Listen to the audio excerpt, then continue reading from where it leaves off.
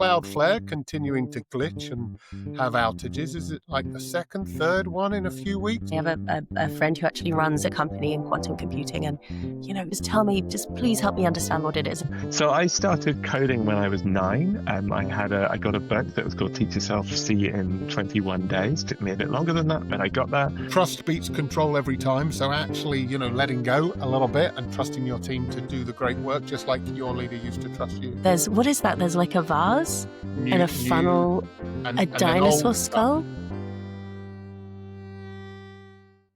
Welcome everyone to episode 2 of season 2 of the CTO Lens. We are delighted that you have joined us again this week. We've got a few really interesting topics to talk you through.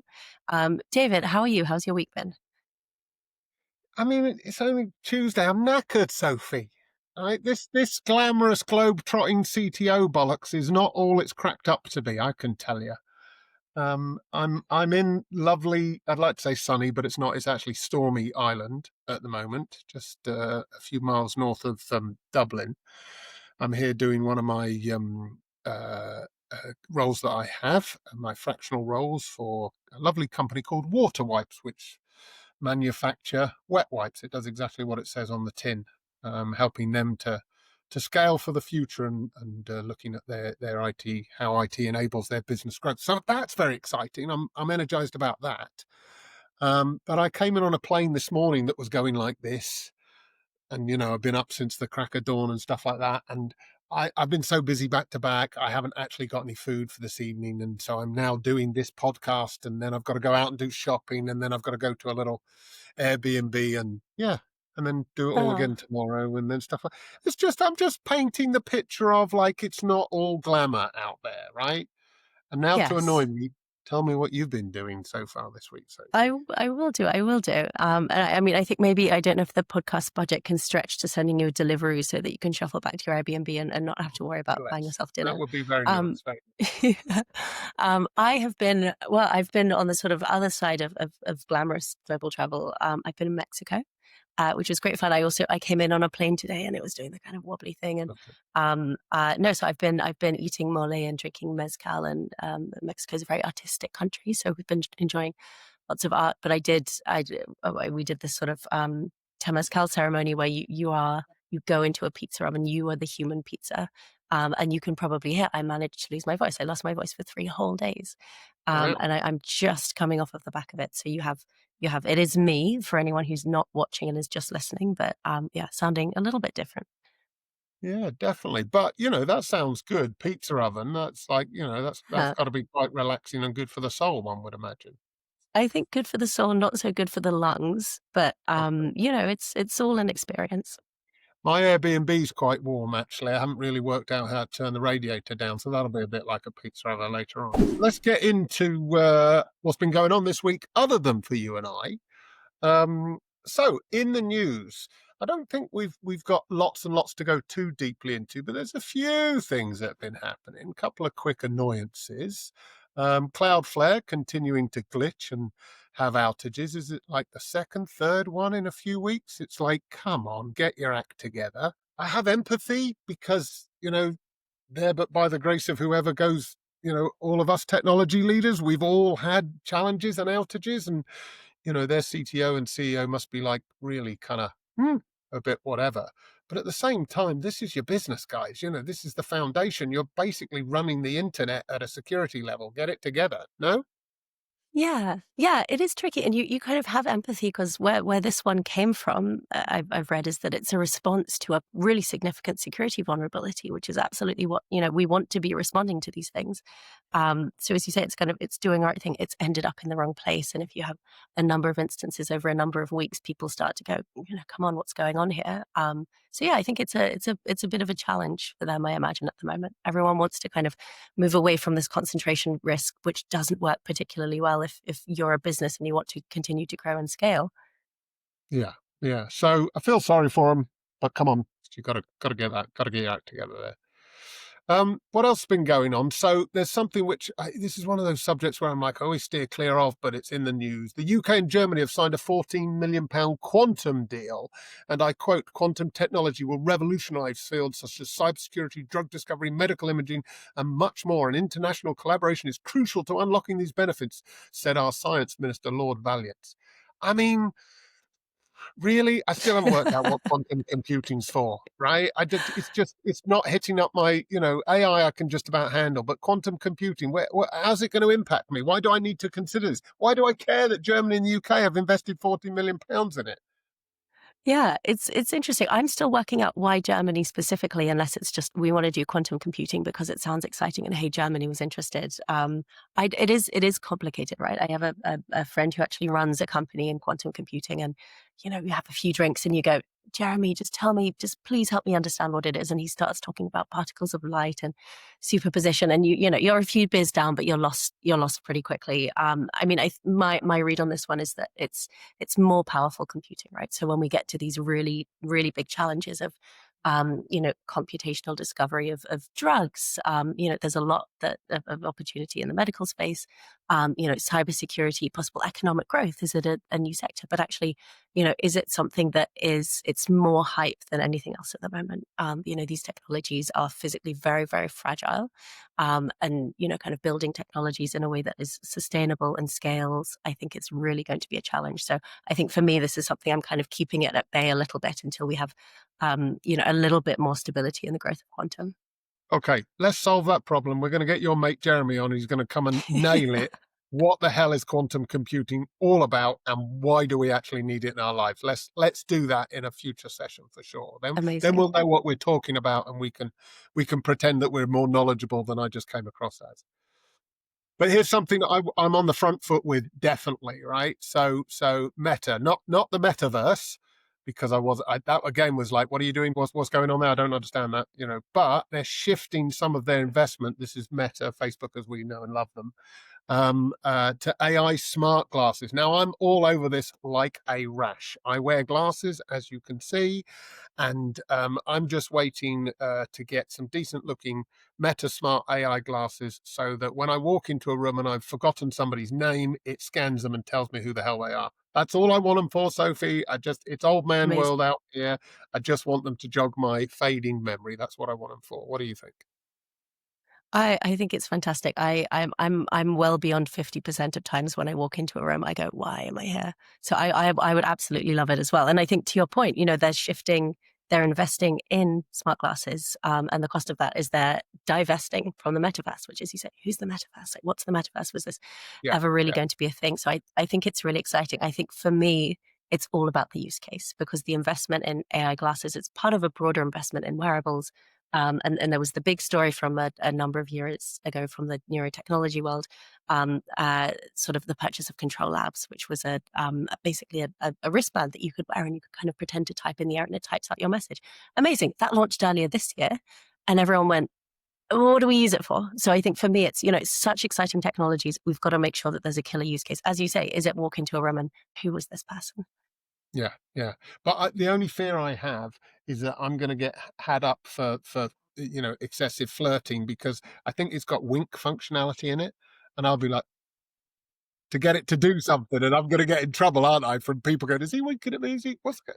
Yeah, I've got to watch out for that one. Okay. But with all this AI fabulousness floating around, there might be a little bit of a backlash. I think, we're not talking about the bubble bursting. We touched on that before, but actually, the sheer power of processing power, computational energy, et cetera, that's needed. We're hearing that some of the environmental groups are sort of kicking up a little bit of a fuss and saying, really, another data center? Are we really building another data center here? And I'm sort of like, I don't know, there's a bit of me that I don't quite have the statistics, and the news feed I read on this didn't really talk about it. It just said it's going to be an environmental. I want to know the sort of ratios, right? What does a data center? This would be interesting. Maybe one of our listeners could ping and put a comment on the podcast, right? What is a new data center, your average size data center? How does the output and energy consumption and carbon blah, blah, blah compare to, I don't know, a car factory or some kind of heavy processing plant which is processing minerals in Uganda, or I don't know, wherever. So I'd like a comparison table here. I never quite know how excited to get about these things, right? And the environmental group will say, well, any more carbon dioxide, any more this, any more that is bad. I agree with that, but like, yeah, is this something we need to get really worried about? I don't know. Yeah, I think I'm exactly aligned with you in terms of what is the scale of the potential damage here? As you say, we're going to say if there's more of something, okay, well, it's bad. We know the more we use these power and water hungry technologies, the more power and water will be sort of consumed in running them. But should we worry about this? Should we worry about something else? And I think it's only when we hear these kind of little tidbits that put it into context. And I'll get the numbers wrong on this one as well. But, everyone was saying maybe a year ago, every time you submit a request through ChatGPT, that's 2 bottles of water to cool it down. Or Yeah. stories of people when they were Bitcoin mining and they were using that to warm their house. And it starts to put it in context a little bit. But I think, really knowing the scale, the scale of the impact will tell us the scale of the excitement or the scale of the worry. Yeah, and I think, by the way, for all of our listeners, this is not the place to come for accurate facts. We're all about opinions based on spurious data. That's kind of how we work. So don't be quoting us on any of this. This is just sort of, we read a few news articles and we're giving opinions. That's what we're doing here. Yeah, I don't know. I've heard that one about the water. I think we'll see. But again, there is a bit. Maybe I just need to listen to Radio 4 a bit more, and they'll tell me, right? Yeah, I think so. Okay, right. So that was mine and Sophie's lackadaisical opinion on what's happening in technology news this week. Hopefully that was useful to some people. Do post if you've got opinions on any of the stuff that we talked about. We'd be interested to hear what your thoughts are as well. When we come back, we're going to be speaking to Hywel Carver from Skiller Whale, asking him about who he is, how he got to be who he is, and who are Skiller Whale, and what's he thinking about at the minute. We're now talking to Hywel, and Hywel is the CEO of Skiller Whale, and we're going to find out a little bit about what Skiller Whale is, what they do, etc., etc. But what's really interesting, and we want to talk to you about, Hywel, is that you used to be a CTO, right? And now you're the CEO. And so we often talk on our podcast about being a CTO, a CIO, a technology leader, and how you engage with other parts of the business, and particularly your CEO. Last week, we were sort of, questions you ask your CEO before you work out whether a business is the right business for you as a technology leader. So it'd be really interesting to hear about your journey from one to the other. And then maybe did your perspective change as you became a CEO? Did you think about technology leadership differently? Were you more sympathetic towards the technology leadership, having been there yourself? Those kind of things would be really interesting. So tell us about your journey a little bit. Yeah. So how far back shall I go? Shall I start with my interest in technology, or shall I just go from I was a CTO and take it from there? No, tell us a little bit about, if you've got a passion and a background for technology, tell us that. And if it's boring, Hal, we'll just edit it out. Don't worry. Oh, fantastic. Okay, great. So I started coding when I was 9. I got a book that was called Teach Yourself C in 21 days. Took me a bit longer than that, but I got there. And then I started writing websites when I was like 13 or 14. The first bit of code I still have is a version of Pong that was written in BASIC, because it would then run on the school computers. So during IT lessons, which in my school was largely about using Microsoft Word, I instead had a playable version of Pong, which like someone was A and Z and someone was K and M, I think. So you control your paddles with the keyboard. Then I studied engineering at Cambridge, and the engineering degree there is very broad. So I did bits of mechanical engineering and medical engineering, but also what I specialized in was like data science, computer engineering, bits of AI, that kind of thing. And then most of my career has actually been being a CTO in small but ambitious startup companies. So a few times I've been a co-founder of those companies, and sometimes I've been a fractional CTO as well. I've done little bits of coaching and mentoring of CTOs in between those. And one of the things that I found is that I was very often giving advice to people in the rest of the exec team in these companies about what ways I thought their role could be improved, or maybe things I'd seen elsewhere that I thought they could apply in their role, or things that would help me as a technology leader to have a better sense of direction, or to prioritize more independently of them. And at some point, I think I just realized that having given people advice and having thought that the CEO role was something I could be influencing and potentially helping a CEO to do better, I should put my job title where my mouth is, and take the role for myself. And that happened when I founded Skiller Well with my two co-founders back in 2018-19. So Hal, let me just dig into that a little bit. So the tech guy turned up at the C-suite and started telling all the other C-suite how to be better at their job. That was the translation I got there.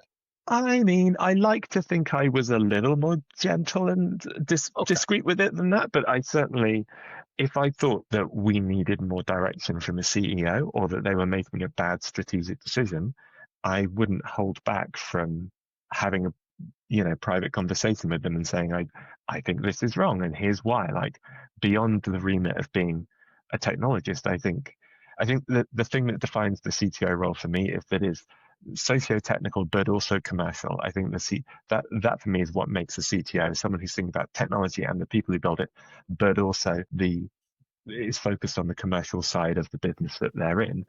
And honestly, I think if you have informed opinions about that, it's probably a good thing to tell the decision maker what those opinions are, because even if you're wrong, you might be giving them information that they don't have already. And if you are wrong, they might be able to tell you the things you don't know that will probably help you do a better job, make better decisions yourself. I think a lot of goal setting and alignment gets a lot easier when people have very open disagreements about what we should be doing, because then we explain our reasoning to each other and, learn and align ourselves better towards the right course of action. I think that's great. I think we'll dig into a little bit about the specific differences in a minute, but I think that I think what's great about what you just said is that your first team is the C-suite, right? You're part of that team as a technology leader, and actually, I've always said this, to be a technologist at any level in an organization, you probably got the smarts a little bit, right? Just to get the cerebral learning to get around the complexities of technology. And therefore, everybody else in other parts of the business should give you a chance to understand their part of the business, right? And so I think it's great that you were able to participate so fully, across the executive team. It sounds as though you've had a lot of exposure to those different roles and positions and a lot of exchange. And I think that's a theme that often comes through at a lot of our London tech leaders events where, we have CTOs coming along and saying, I spent all of my time just having to explain techie things to people who say I'm not techie, and there's a bit of a strange tension. So I'm really interested to find out more about when you made that transition from CTO to CEO. I mean, how did you find that? Was there anything that surprised you? Was there anything that on, day, week, month one, you went, gosh, I'm really good at this, or thought, oh God, I had no idea this was really a part of it and it's a real challenge? I wouldn't say none of it felt like I was really good at it. I think I felt pretty comfortable in the CTO role, honestly.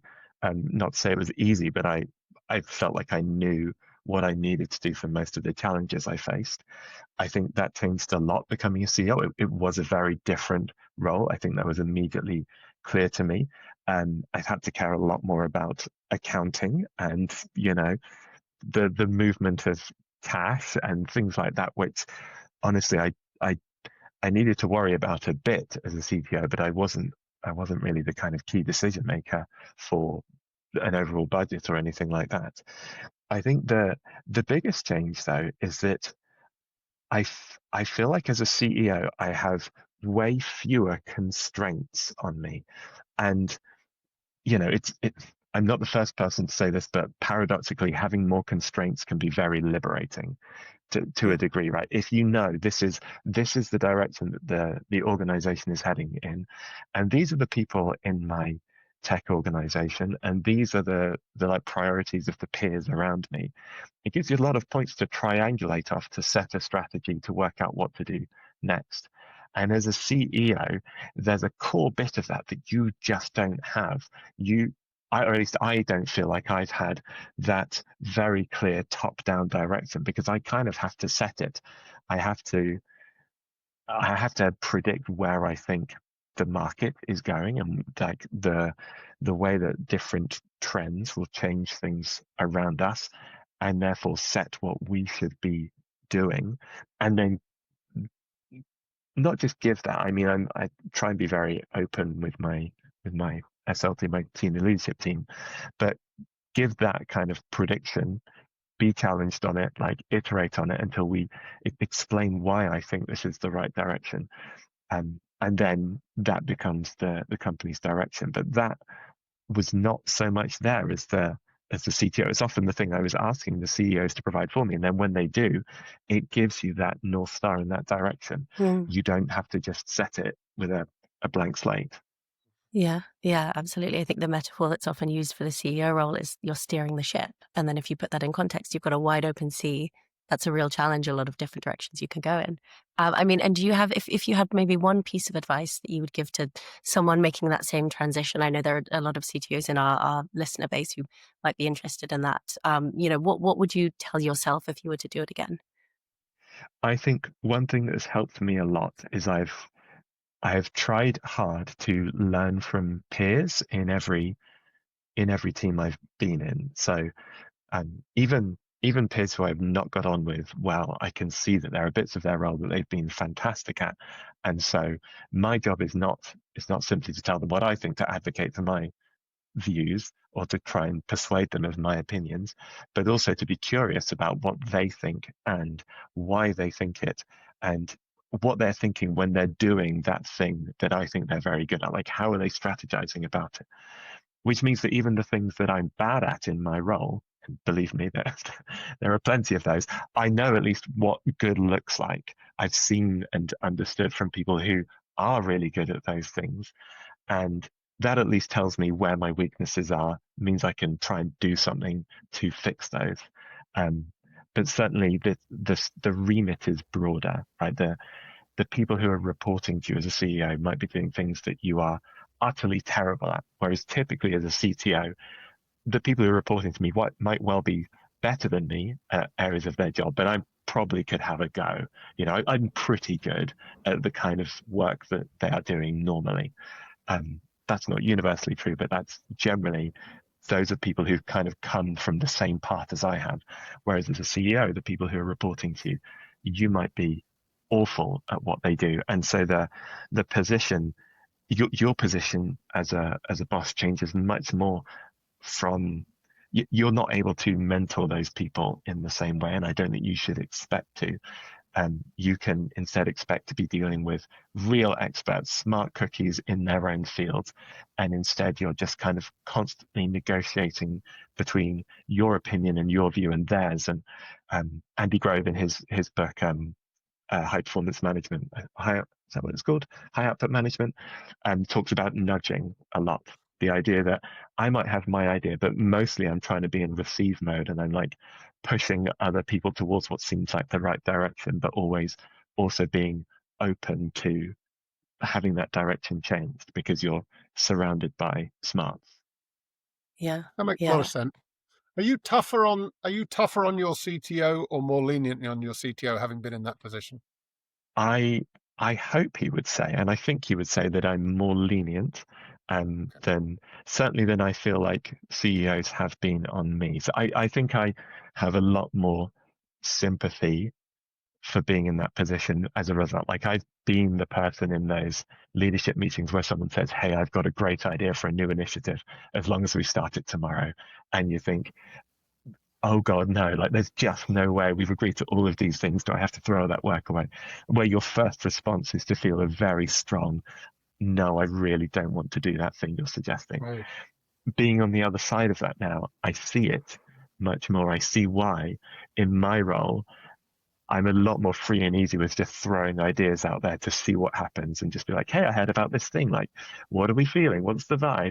And I always expect any CTO to strongly feel no, because the work of technology is so much based on momentum, on we've built all these things and now we're building another thing that builds on top of those things we've already built. New ideas can threaten that approach and can undermine work that's been done, which is a very valid response to have. I think I'm more sympathetic to the plight of the CTO. You know what would have been great? is if we'd slid on your CTO at this point and said, what do you think Yes. about that? And then done a live sort of performance review of your CEO-ness. That would have been great, right? It would have been great. Unfortunately, you would have struggled because I'm actually in his house right now, so Oh, it would have yeah, been hard to call him. surprise me Call him with his over presence. quick. I could call him and bring him in. Let's not put the guy on the spot, poor chap. All right, so listen, thank you for that. Let's just find out a little bit about SkillerWell. What does SkillerWell do? Yeah, we do learning for tech teams. So we as co-founders were running tech organizations and felt like the existing training options we had were largely quite ineffectual. So we came up with our own approach. From our experience, people learn best, like software developers learn best from experience, from doing things, from ideally making some mistakes and getting feedback from others. And those things generally seem to be missing from most approaches to training. So we came up with an approach largely borrowed from how the Cambridge University supervision system works, actually, that we experienced as undergrads there. We came up with an approach for learning that centers learning by doing, learning by failing, and having an expert human who leads everything so that people can genuinely learn in a way that feels more like learning from peer feedback, like pair programming, that's very kind of targeted for strategic outcomes. Okay, that sounds great. And do you what about technology leadership? Is that applicable to to SkillerWell's offering? It absolutely is. So we cover a whole load of technologies and ideas within that. We obviously cover using generative AI in the software development lifecycle because it's the biggest question that a lot of people have right now. And yes, we also cover what we call power skills.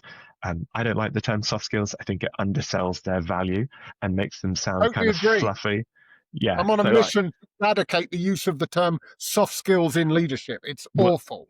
Well, I think we are aligned on that mission. We can join forces on that. So I think power skills is a better name to me because I think they are a kind of lever arm on whatever other skills you already have. And that curriculum includes topics within leadership and management and delivery and the people side of the role. But the learning approach is exactly the same. So it's not just being lectured about 43 ways to run a one-to-one meeting. It's about scenarios. It's about how would you advise this person who needs to influence another member of the C-suite? How would you advise this person who's having trouble with their reports or needs to lead this team through this crisis? So it's always about taking an idea and using it in the session with someone who's been there and done that, with a fractional CTO or a coach, someone who is going to give you that feedback and then talk about what the other people in the session have said.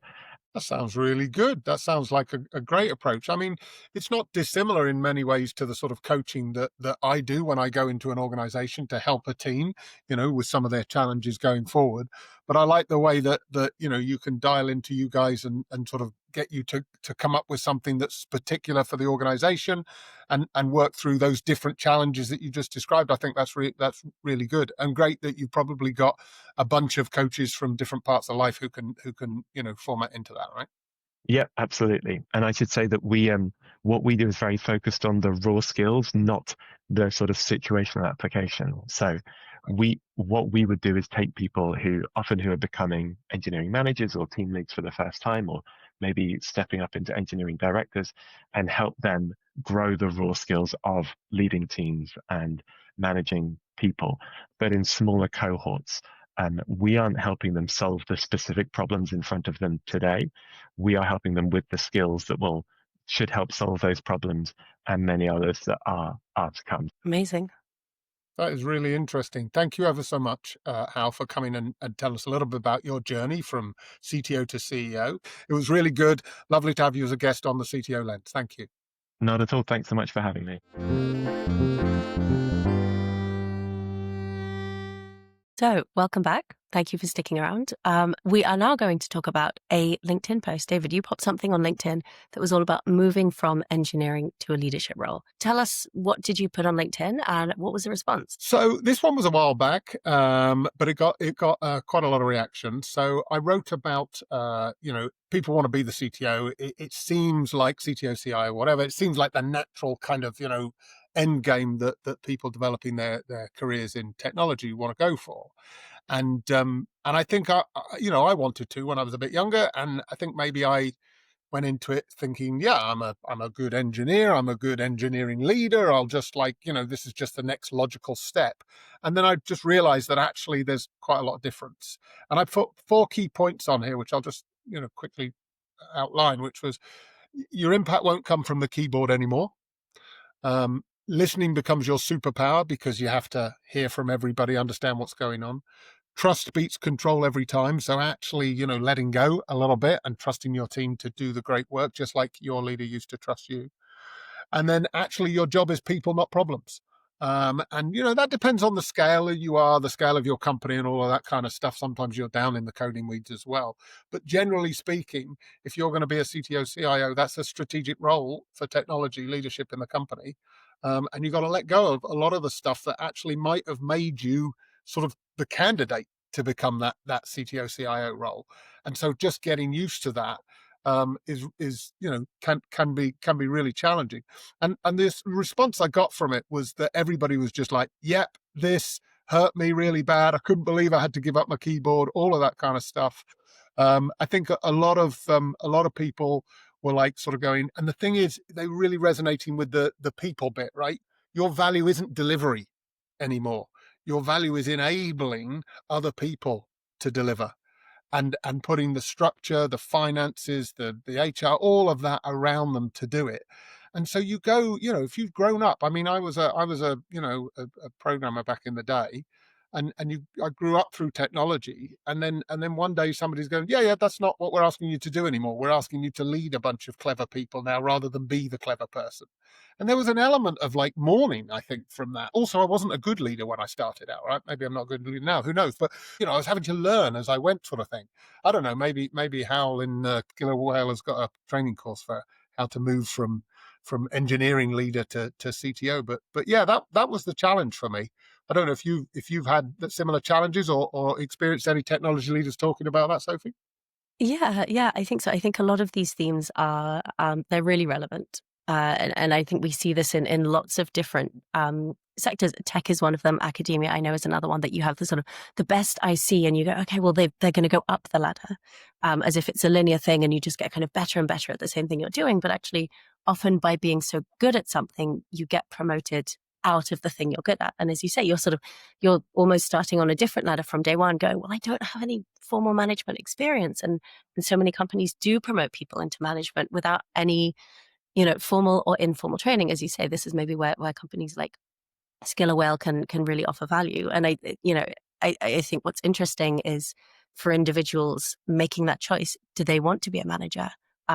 Going back to these kind of points you've mentioned, your impact won't come from your keyboard anymore. Well, one, that's something to learn as a skill, but two, it's a preference, right? Some people prefer having their impact come from their keyboard. Listening becomes your superpower. Some people go, well, I've kind of found the listening thing really challenging, but I know I can offer huge amounts of values as an IC. We had a fantastic person on one of our Women Plus Tech Leaders events who was a principal at IBM, I think. And she sort of said, my job is extremely rare because I'm very senior. I hold a lot of responsibility. I'm extremely well regarded for what I do. But I don't manage anyone. I just focus on the hardest, most interesting problems and I knock them out of the park. So I think this kind of, this opportunity to continue to be an amazing engineer versus moving into a leadership role is something that people should really be aware of. But yeah, I'm personally, love working with people, and so have really enjoyed, as my career has matured, having more opportunity to create impact on a larger scale because I'm working with a wider range of people. As you say, I'm not constrained to the impact that comes from my keyboard, for an example. I think that's true, and it sounds like you've gone on a bit of this journey. Did you struggle to let go as you matured and grew through that organization and got that higher level of leadership responsibility? Did you sort of think, but I used to be really good at that, so I'm just going to do it myself? Yes. Oh, absolutely. I think for me, that was the biggest challenge. And, and sometimes this happens in life. And, I got married earlier this year, and a lot of that was people saying, what can I do to help? And you say, well, it would actually just take longer for me to explain it to you. I'm going to do it. And you sort of see that trope emerging in the workplace. And I think it comes from a few different places. I think there's the safety of, I know I can do this. I have much more confidence in my ability to do it than in my ability to work with you and get you to a place where you can do it, or even in my trust for you to do it. Maybe you already have those skills. I think there's this other aspect of the kind of dopamine hit you get from the really defined, finite, well-structured tasks that when you move into management, everything's a little bit more nebulous. It's harder to tell if you're doing a good job. You're using different metrics. That's a real challenge. And I think this, being comfortable dropping balls, because when you move into a leadership position, you can't do everything. And a lot of it is about understanding, where is there ROI, investing your time, and where is there not. Whereas when you're an IC, it's really very much about doing all of the things, as many of them as possible, as well as you can. So definitely for me, that was a real kind of tension making that change. And I've spoken to a lot of people who've made that transition who had a similar experience. I mean, it sounds like it might have been similar for you as well. Yeah, I mean, we're maybe painting a bad picture. I think what we're saying is go in with your eyes open, expect to have to let go, think about the trust that your previous leaders, assuming they were good leaders, gave you to do your job, and then pass that back down. But then there's this whole, then you sort of, once you relax into that, there's this whole new bunch of experiences and skills which you can build. Yeah. And I think actually I now enjoy being a technology leader more than I ever did being an engineering leader or a delivery manager or a programmer, or and those are things I have left behind, and I'm not sure I was great at those things, and actually I found my place in technology leadership. So my post wasn't designed to put people off. It was designed to say it's different. Go in with your eyes open, and then if it's for you, do your research, find out whether it's for you, talk to other CTOs, CIOs, etc. And if it is for you, then be prepared to go on another learning curve. And that's an interesting thing, right? I mean, there are some young CTOs, of course there are, but chances are if you're going to be a CTO, CIO, senior product leader, or whatever, you've probably got a few years under your belt, right? You're probably skilled in your areas, got some experience, and you probably think that promotion to that C-suite is as a result of the hard work that you've done. But actually, you're not currently qualified to do that, because there's a whole new load of stuff you need to learn. And for me, that was like finding a second sort of wind in my career. It was a complete sort of like, okay, I'm here. I might not know how to do it, and I've got to let go of some of these things that I've relied on in the past. But look at all this stuff that I've got to learn over there. And so, we're never too old to learn, are we? So that was what sort of got me through it, I think. Absolutely. No, I think it's great. You get to a place where you go, I think I know what I'm doing. And you really need to, at that point, find something where you don't know what you're doing. And that's, where the spice of life comes from, I think. Yeah, exactly. And then even when you are there, it doesn't like, okay, I made CTO at 35. Now that's it. I'm done. Because there's CTO scale-ups, startups, enterprise, CPTO, all of those different roles, right? The major role that I'm doing now, as I mentioned at the start, is CIO, and it's exclusively CIO. And I have done I've done CTO and CIO joint responsibilities before, but now I'm exclusively focused on making the best enterprise technology we can to support the growth journey of the company I'm working for, right? And that's a very focused thing. And I'm sort of having to double down on my CIO skill set, whereas they were always shared before. And so that feels like, I've got more time, I've got more energy to put into this. So, I'm learning as I go along as well. I think that's great. At my grand old age, Sophie, you can still learn new things. Isn't that nice? Amazing. Good to hear. All right. So listen, thanks for that conversation. We'll put the link to that particular post, and you can go and see what all the people said.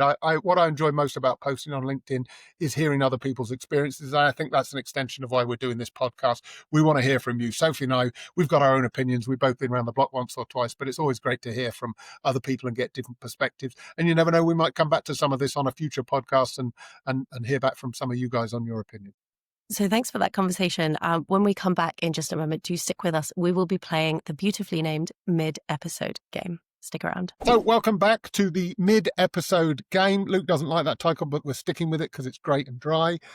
We welcome the games master once again. Mr. Luke has come to tantalize us with some difficult questions or some quiz or some game that Sophie and I have no idea about. But I'd just like to remind you, in case the Game Master forgets to tell us, that the score currently is David Crawford 1, Sophie Valentine 0. That's the current score, just putting it out there. Well, David, if you Okay. had actually read the doc that we put together, you'd know what the game is about. So maybe you're at a disadvantage there. This week's quiz is called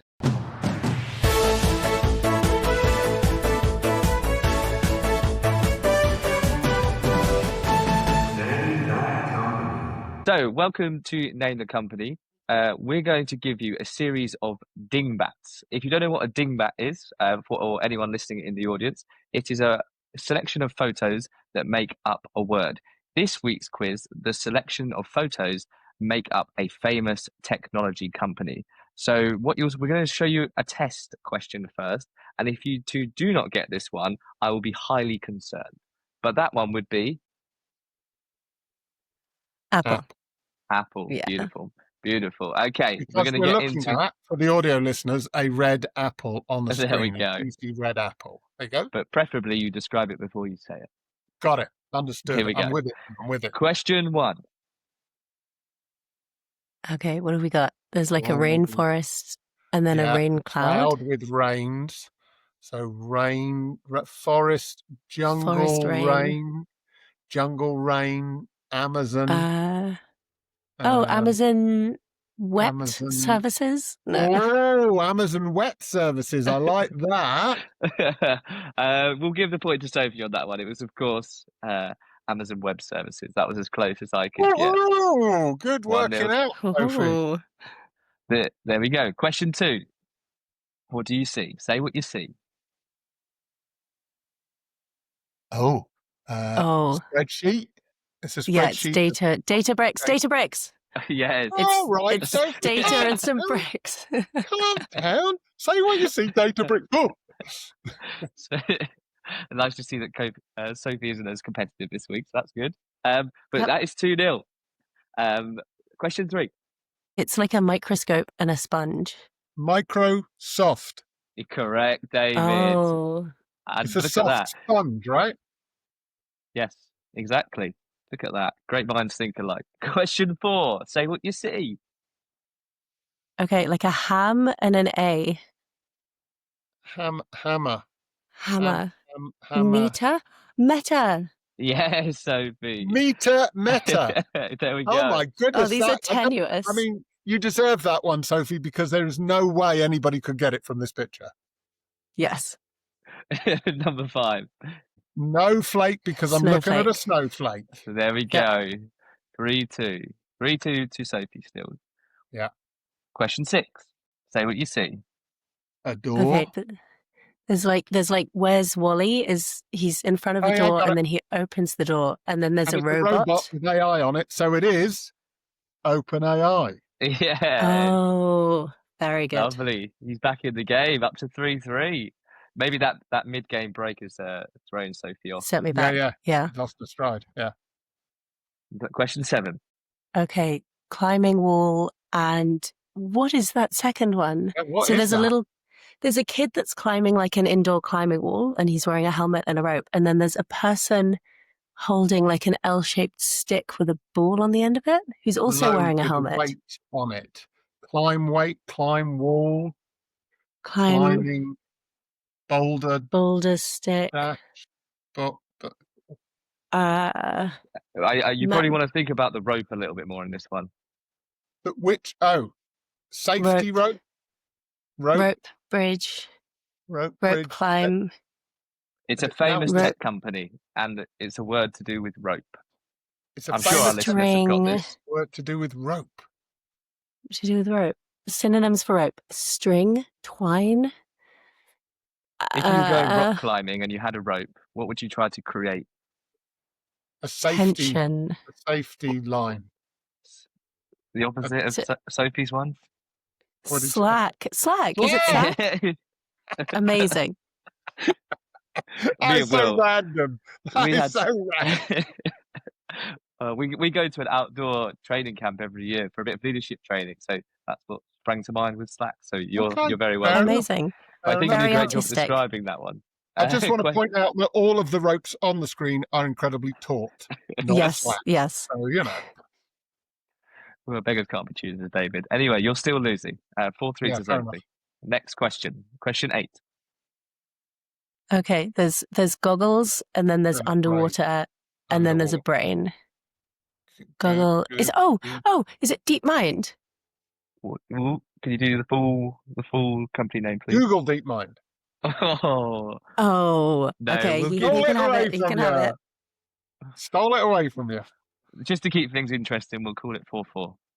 Okay. But Okay. next time we might keep it. We'll give it each person a point. But question 9. So Happy New assign Year. it says Happy New Year, and then there's what is that? There's like a vase and a funnel, and a then dinosaur old skull, old stuff. New old old. stuff like artifacts. New old. Year of New the old. architects. New old. New old. New old. New old. Listeners are screaming at the podcast at this moment, right? They Remember, can't even see it's it, a and they know major what it tech is. company. Yeah. A clue Major for this tech one, company. they were at the London Tech Leaders Summit. Think about what the... Facts, Yeah, like ancient. historical. Facts. Oh, New Relic. Yes, David. Oh, very good. Okay, 5-4. There's no tiebreaker this week, so What the we can last do. question. The Yeah. last question counts as 2. That's a new rule I made up on the spot. Excellent. Well done. Okay, Good perfect. plan. There we go. Question 10. Here we go. Final one. Yeah, Okay, got it. so that there's. Let's I'll describe it. describe it for our listeners. We've got a lot of people that are like in stands. Maybe Yeah. they're like watching something, and then a lightning bolt. And a lightning bolt. Stand sap. Sapia? No, David, you know it. Tell it. Take it home. Crowd strike. There we go. Oh, very good. Very good. So that makes it 7-4 to David in a 10-question game. Don't ask how. But this Yeah. week's winner is David. Thanks, Luke. Thank you. I can't believe you won again. I had a good lead for the beginning of that. You were out there. And I I was thought, out you're there. seeing these pictures, you're getting them, you're describing them. And I was like, my brain's not catching up. Yeah, I think it all turned when I got Microsponge, which is actually Microsponge, yeah. Microsoft. But, Okay, so that was the gaming section for the week. Another good quiz. I'm looking forward to next week's when Sophie, I might, she might just put me to the post next week.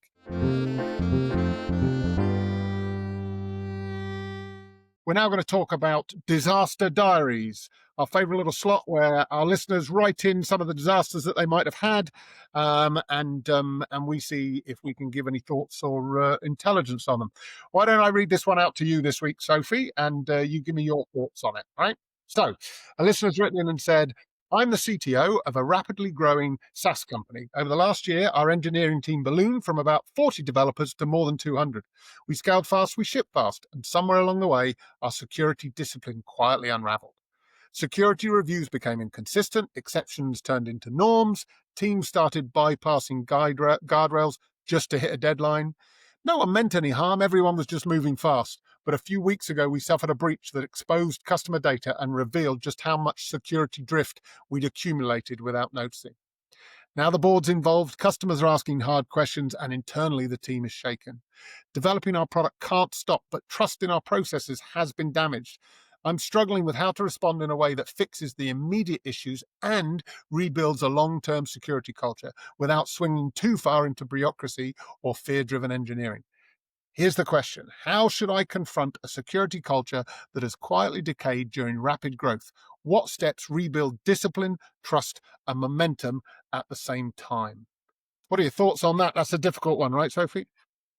Yeah, it is. It's a really challenging one, and I think it's probably something that a lot of our listenership identify with. We hear this trope again and again. We could ship brilliantly when we were 40 people, and now we're 200. Why are we shipping less and less? And it seems as though one of the answers is you can ship, more at 200 than at 40 if you sacrifice something. And sacrificing security is not a comfortable position to be in, and particularly when you always have risk, but when there's harm, you have that breach of customer data. It's a real challenge. So I mean, for me, I think as an organization, and I want to hear your thoughts on this as well, David, almost taking a step back and making sure that there's a really intentional reset, and a kind of a reflection of we've got into this position. It's not a position we want to be in. Let's all take stock of that, acknowledge it, and then think about sort of what we want to do. So kind of aligning on that, why are we making a change before we work out what the change is, I think is really, really crucial. Just so you avoid a situation where, if you've got your engineers on the ground and they sort of come in one day and go, oh, we're doing something slightly differently. Do you know why? No, I don't know why. Oh, well, it's fine. We'll just kind of keep on going. You're going to slip back into the same patterns. So I think for me, the first thing would be, take a very intentional reset, acknowledge what's happened, where you've landed, and then build out a plan to get to a healthier place. What's your knee jerk on this one, David? Yeah, so I definitely think that it needs to be intentional. I'd also say it needs to be more than the IT team, right? So the chances are that whilst the IT team probably and their technology leader should have been a bit more disciplined in explaining that you can't cut all the corners, and that there are some foundations that need to always be there. I think actually the wider business teams who will have been putting on this pressure to, we've funded these technology teams, let's go, let's get more product out there. There needs to be a real ownership and accountability across the business for what risk have we introduced as a result of that. Yeah. And that's often, here's an IT team who have been given some money, they've scaled, they've maybe dropped off on some security, but that was maybe from some pressures to get product out there from the wider business. And now it's the IT problem. It's the IT department's fault, right? They're the ones who cocked up. They're the ones who did it. And of course, there is definitely accountability there. But, as with all things, it's a team pursuit and everybody across the business has to really face into that. So I think it is that reset, but it needs to be company-wide, not just in the IT team. And then from a practical point of view, the question was how do you rebuild trust? I think really making sure that you own that we've got to change stuff. There might be some doubling down, especially if you've had a new team come in, 40 to 200 people. That's a new company, right? That's a complete cultural shift. There's not going to be anybody around who even knew the original code base, sort of thing, let alone all the security protocols that we're putting in place. So I think, part of that reset needs to involve some training, right? I think, you need to make sure that within your squads, if that's how you do that you've got security champions, somebody there who is tasked, perhaps bonused on, making sure that security is an integral part of everything that gets, developed and shipped. And I think just bringing that in as a central core function. Whenever I've been a CTO or a CIO, I've always made sure that one of my direct reports is a CISO or an equivalent security leader. I've always made that really, really important rather than burying them in the corner as the people who just get in the way. Always brought them into the leadership team and made sure that, they really, really, understand and communicate with the rest of the company about the importance. And then my final point on this before I spin back to you is that on the other side, don't go too far. Don't retrench too far back, right? Don't lock everything down. Don't go, oh, we've had a breach.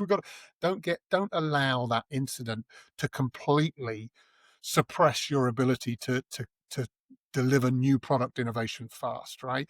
Take a risk-based approach and discuss those risks at the board level and find out what the company's appetite for risk is. You're never going to be able to protect against every single piece of digital security ever. So you just need to work out what the trade-off is for you as a company. It certainly won't be exposing customer data. Of course it won't. But it might be that you're willing to accommodate some other things and find your natural level.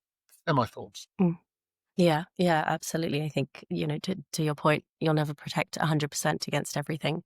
So understanding where that line lies and not being too reactionary, go, oh God, this thing happened that was really bad.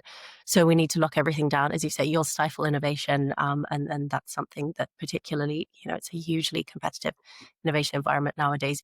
Companies need to be innovating to survive. So striking a really, really compelling balance. And I think, another thing I've experienced is, kind of gaining buy-in from the boots on the ground, the sort of your engineers who are working and they're building the code base, and you sort of say, well, we're doing the security stuff. And they go, well, maybe that's not so exciting, but being able to connect that back to, okay, what actually is the impact on individuals of a data breach? Creating that kind of empathy, all the way from the C-suite down to your sort of ICs to understand this is why we're doing it and to emotionally connect with that reason, I think is something that will really sort of support buy-in and take it from, well, this is a procedure and something that we have to do. And did I remember to check the box to something that people want to do and they care about and they feel connected with?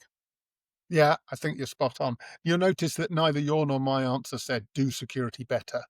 it's just much more nuanced than that, right? It's much more about the people, company wide and in the team. And security stuff happens. It's almost like a factor of life these days.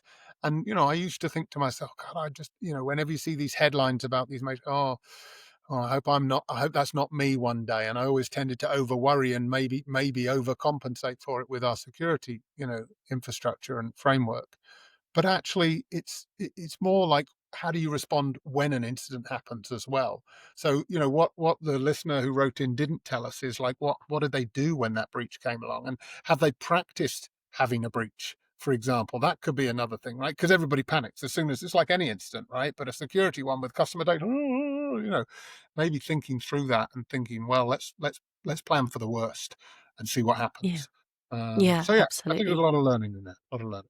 So hopefully that was useful for our listener. Anybody else who's got some disaster diaries that they want Sophie and I to pontificate on, do send them in, and we'll give our best shot. I think that's about it for another week. Sophie, let's just have a think about what we talked about. We had some interesting news points. We were moaning about Cloudflare getting their act together, but feeling a bit sorry for them. We were wondering what quantum actually means for the world, and might find out about that in a future podcast. We're going for the AI meta wearables, which is great.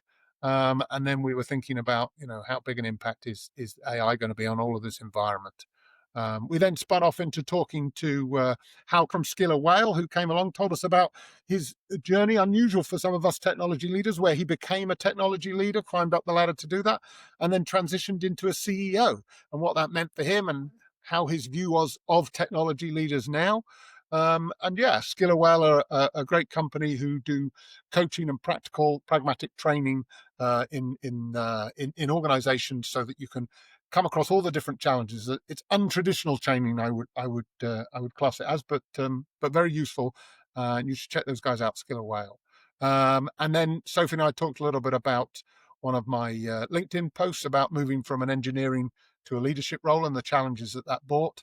I think that it was useful to reflect on that, but not just the sort of be ready stuff, but actually the opportunity that gives you once you've made that flip. I certainly found that exciting. Then we had the fabulous mid-episode game, which Sophie really was out to beat me on that one, and but I just almost keep going, Sophie. You'll get there. I'll fall at some point. And then in the disaster diary, we heard about what happens if you don't quite pay enough attention to security in favor of scaling and growing. And I think we talked about that, and hopefully some of that will be useful to our listeners thinking about their own growth journeys in their companies. I think that's it, Sophie. Anything else you want to talk about? I think that's everything. I think we've covered some well, from my biased perspective, some really interesting ground today. So thank you for sticking around, anyone who's made it this far. If you have your own disaster story, we would love to hear it. So make sure to drop us a note. You can DM myself or David on LinkedIn, or you can email us at partner@londontechleaders.io. We get a lot of really fascinating stories, and yours could be showcased on the podcast, and we promise to be nice. So yeah, it's been fantastic. Thank you for joining us, and we look forward to speaking to you again next week. And just to keep you coming back, Sophie and I are promising to wear Christmas jumpers next week to get into the full Christmas spirit. So if you want to see us dressed up as silly buggers, do tune in next week. Thanks, Sophie. Speak to you soon. Thanks, David.